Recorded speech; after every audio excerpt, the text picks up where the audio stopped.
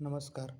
आज आपण SIR महाराष्ट्र 2026 यामध्ये सुनावणी जी होणार आहे ऑगस्ट आणि सप्टेंबरमध्ये हिअरिंग होणार आहे. ती कुणाची होणार आहे किंवा 5 ऑगस्टला प्रारूप यादी पब्लिश करणार आहेत. त्याच्यावर ती सुनावणी घेणार आहेत. या संदर्भात माहिती बघणार आहोत. तसेच बऱ्याच बेलोना ॲनॉमलीबाबत शंका आहेत, की जे ॲनॉमली आहेत त्यांची कोणते डॉक्युमेंट घ्यायचे आहेत किंवा ज्यांचं 2002ची कोणतीच माहिती नाही आहे, त्या संदर्भात कोणते डॉक्युमेंट घ्यायची याची सविस्तर माहिती आपण या व्हिडिओमध्ये बघणार आहोत. तत्पूर्वी आपल्या चॅनलवर आपण SIRचा फॉर्म कसा भरावा आणि जे वोटर असतील ते सेल्फ EFसुद्धा घर बसून भरू शकतील, तो कसा भरायचा याचे व्हिडिओ आपण केलेले आहेत. आपल्या चॅनलवर तुम्ही नवीन असाल तर ते व्हिडिओ तुम्ही नक्की बघू शकता.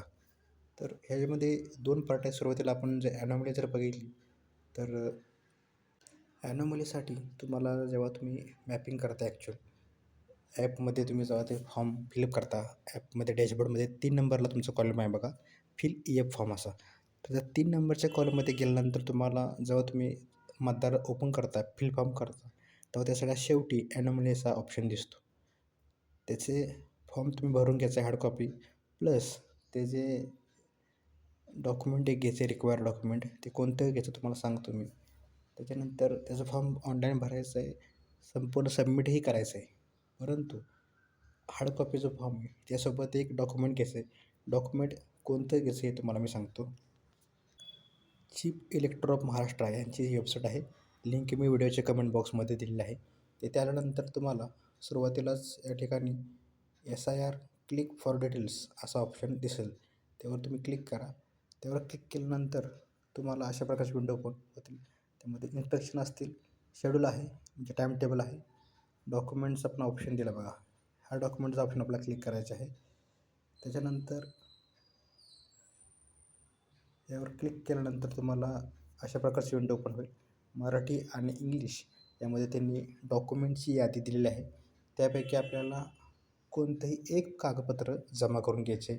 कोणासाठी? जर ज्यांचे नावामध्ये ॲनॉमली आलेले आहे प्लस ज्यांचं नाव 2002च्या यादीमध्ये सापडत नाही किंवा त्यांच्या आईवडिलांचं सापडत नाही, त्यांच्याकडे कोणतेही डिटेल्स मागचे SRचे नसतील, तर त्यांचं यापैकी कोणतंही एक डॉक्युमेंट आपल्याला जमा करायचं आहे, आपल्या फॉर्मसोबत लावायचं आहे. प्लस जेव्हा केव्हा हिअरिंग होईल ऑगस्ट सप्टेंबरमध्ये, तेव्हा नागरिकांना यापैकी जे डॉक्युमेंट दिलं होतं ते डॉक्युमेंट घेऊन त्यांना हिअरिंगला त्या वेळेस त्या ठिकाणी पाठवलं जाईल किंवा त्यांना जावं लागेल. आता हिअरिंग कोणाची होईल, कोणाची नाही होणार ते पण आपण पुढे पाहणार आहोत. हिअरिंगचं शेड्यूल वेबसाईटला पब्लिश केले जाईल 5 ऑगस्ट नंतर. तुर्तास आपल्याला आता EF फॉर्म भरायचे आहेत. त्यांचं मॅपिंग करून घ्यायचं आहे. ऑनलाईन फिलअप करायचं आहे. हार्ड कॉपी फॉर्म डिस्ट्रीब्यूट करून त्यांचे फॉर्म जमा करायचे आहेत.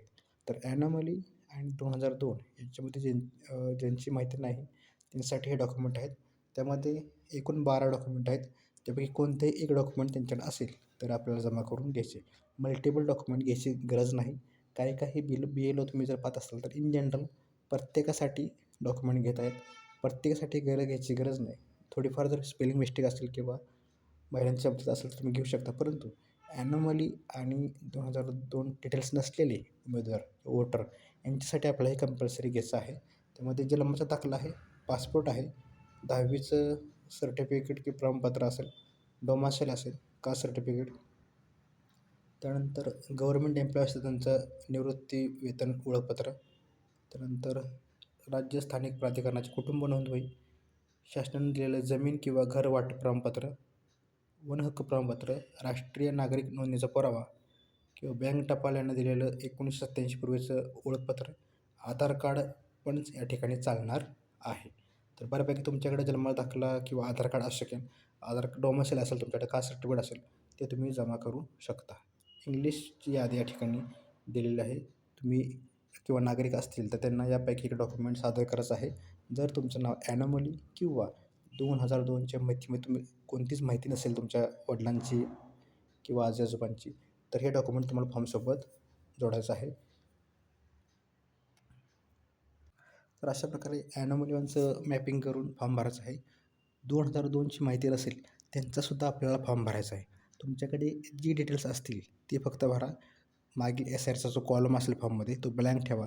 परंतु मतदानाची जनरल माहिती जी असेल, जन्मतारीख, मोबाईल नंबर, वडिलांचं नाव, आईचं नाव ते भरून त्याचा सही घेऊन तुम्ही फॉर्म कलेक्ट करायचा आहे BLO यांनी किंवा मतदारांनी.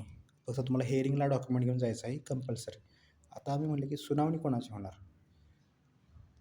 तर सुनावणीसाठी हे 2 पॉईंट अतिशय महत्त्वाचे आहेत बघा, जे हायलाईट केलेले आहेत ऑरेंजमध्ये.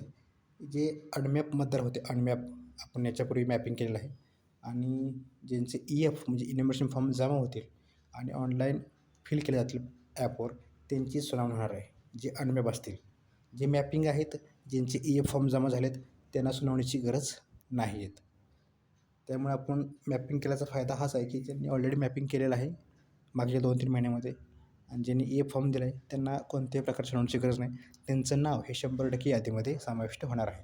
परंतु जे अनमॅप आहेत आणि ज्यांचे डिजिटाइज फॉर्म ऑनलाईन फिलअप होणार आहेत EF, त्यांची सुनावणी ही घेणार आहेत वरिष्ठ कार्यालय.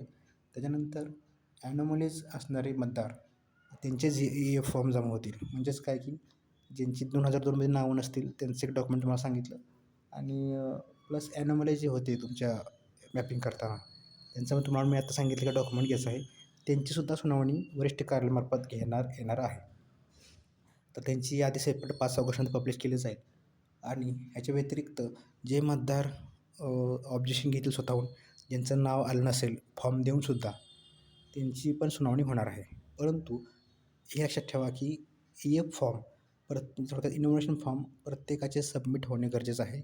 त्याचीच सुनावणी घेणार आहेत. ज्यांचा EF फॉर्म समोर पुढे पोचणार नाही किंवा ॲपमध्ये अपडेट होणार नाही, त्यांची सुनावणी घेतली जाणार नाही किंवा त्यांचं नाव पुढे यादीमध्ये राहणार नाही.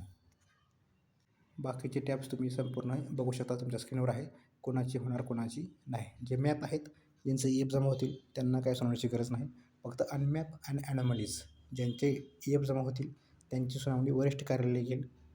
तसेच EF जमा करूनही ज्यांचं एरर येईल किंवा नाव येणार नाही, त्यांना सेपरेट त्यांचं ऑब्जेक्शन घ्यावं लागेल. ऑब्जेक्शन घेतल्यानंतर त्यांचं सुनावणी घेण्यात येईल.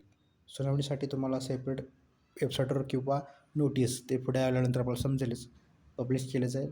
त्या तारखेला त्यावेळेस त्या ठिकाणी तुम्हाला डॉक्युमेंट घेऊन जावं लागणार आहे. तर अशा प्रकारे ही माहिती आहे. तुम्हाला बऱ्यापैकी समजलं असेल. तुमच्या काही शंका असतील BLO प्लस वोटर, तुमच्या काही शंका असतील EF फॉर्मबाबत किंवा SR बाबत तुम्ही कमेंट करू शकता. त्या कमेंटचा रिप्लाय तुम्हाला 100% दिला जाईल. धन्यवाद.